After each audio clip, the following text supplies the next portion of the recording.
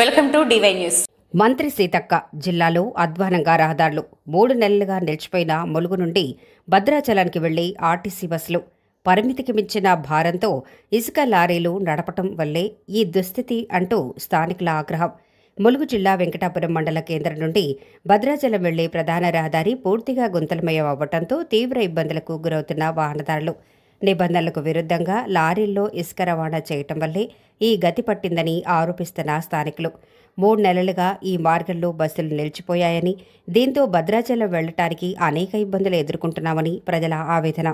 సీతక్కకు భద్రాచలం ఎమ్మెల్యే తెల్లం వెంకట్రావుకు ఎన్నిసార్లు చెప్పినా పట్టించుకోవటం లేదని మండిపడుతున్న స్థానికులు. ప్రభుత్వం వెంటనే రహదారి మరమ్మతులు చేసి రవాణా సౌకర్యాన్ని పునరుద్ధరించాలని డిమాండ్ చేస్తున్న ప్రజలు.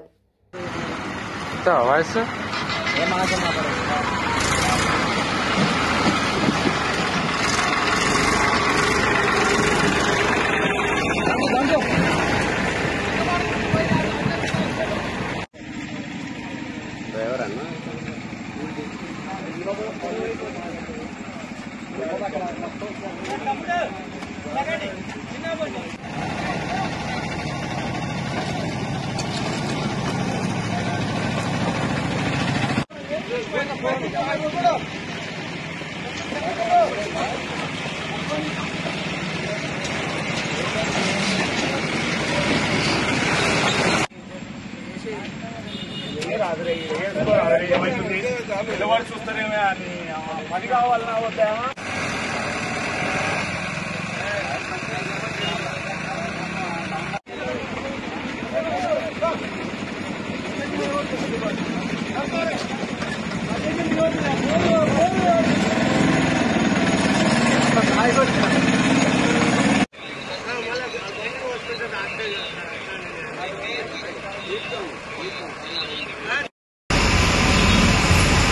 కొన్ని ఆపాలి అక్కడ సీన్ కొన్ని ఆపానికి వస్తాడు ఇక్కడ